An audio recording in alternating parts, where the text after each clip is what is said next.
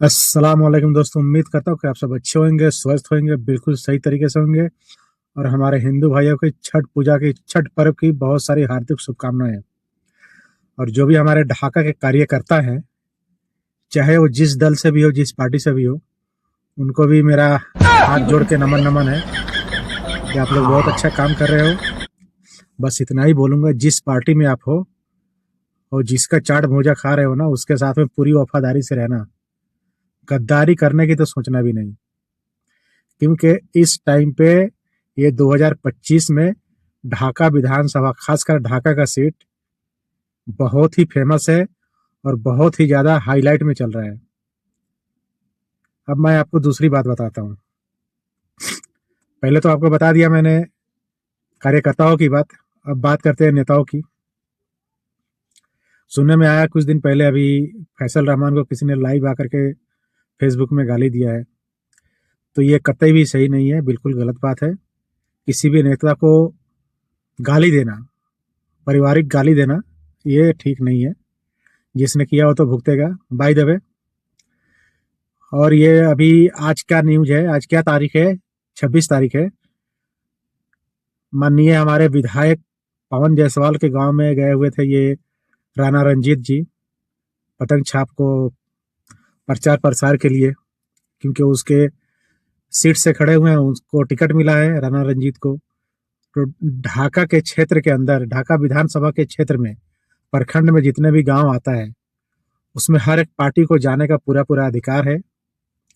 राणा रंजीत अगर एमआईएम से खड़ा हुआ है, उसे टिकट मिला हुआ है, पार्टी ने उसे इस काबिल माना है कि राणा रंजीत इस पार्टी से लड़ेगा, उस पार्टी का सिपाही है या नेता है, उम्मीदवार है, टिकट मिल चुका है, तो जाहिर सी बात है हर एक गांव में जाकर के घूमना उसका कर्तव्य है।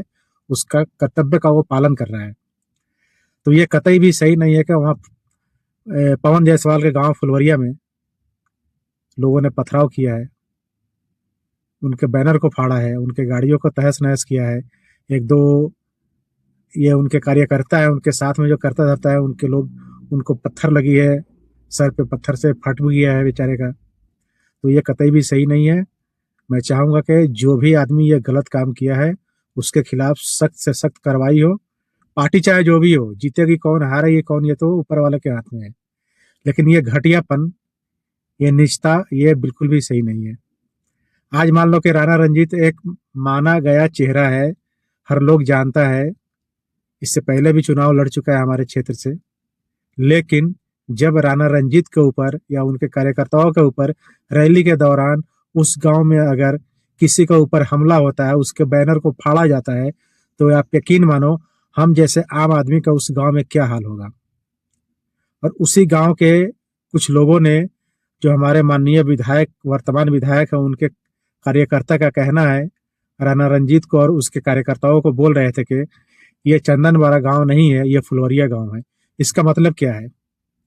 चंदनवाड़ा किसी अलग देश में तो नहीं है, फुलवरिया किसी अलग देश में तो नहीं है, सब ढाका ही प्रखंड में तो है, ढाका प्रखंड का ही तो है सबके सब। तो फिर ये दोगलापन वाला बात क्यों हो रहा है?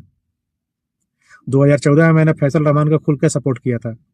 जिस वक्त फैसल रहमान पहली मरतबा जीते थे, उस टाइम पे बहुत सारे लोगों ने मुझसे गाली गलौज किया था सोशल मीडिया पे। बहुत से लोगों को अभी भी उस टाइम पे जो ब्लॉक किया था ना, मैंने ब्लॉक खोला भी नहीं है। अभी मेरे फेसबुक आईडी में बहुत सारे लोग उस टाइम पे ब्लॉक किया हुआ है उस टाइम का। इस साल में मैंने किसी का भी सपोर्ट नहीं किया। आज भी मैं कोई राणा रंजीत को सपोर्ट नहीं कर रहा हूँ, एमआईएम को सपोर्ट नहीं कर रहा हूँ। जो गलत है वो बता रहा हूँ, जहां गलत मुझे दिख रहा है वहां पे आवाज उठाना मेरा फर्ज है, मेरा कर्तव्य है। क्योंकि सबसे पहले मैं एक भारतीय हूँ, उसके बाद मैं एक बिहार का रहने वाला वासी हूँ, फिर उसके बाद में district of Motihari, east Champaran का वासी हूँ, और फिर जाकर के मैं ढाका प्रखंड का निवासी हूँ। और उस प्रखंड के किसी गांव में कोई ऐसा हादसा होता है तो फिर मैं चुप नहीं रहूंगा, आवाज उठाना मेरा फर्ज है। ये कोई राजतंत्र नहीं है, लोकतंत्र है। राजतंत्र यहाँ गल्फ में चलता है, हिंदुस्तान में लोकतंत्र है, जनता की तंत्र है। जनता जो चाहती है वही होता है, जनता जिसे चुनती है वही नेता बनता है।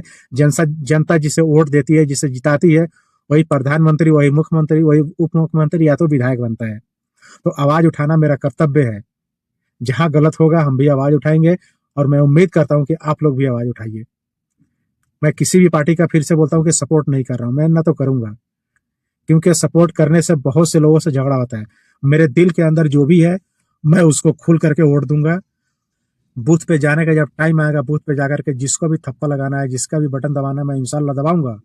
लेकिन इस तरीके का हरकत हरगिज बर्दाश्त नहीं किया जाएगा, चाहे जो कोई भी पार्टी हो। खुदा हाफिज, जय हिंद। दुआ में याद रखना। अगर अच्छी लगी हो मेरी बात तो इस वीडियो को ज़्यादा से ज़्यादा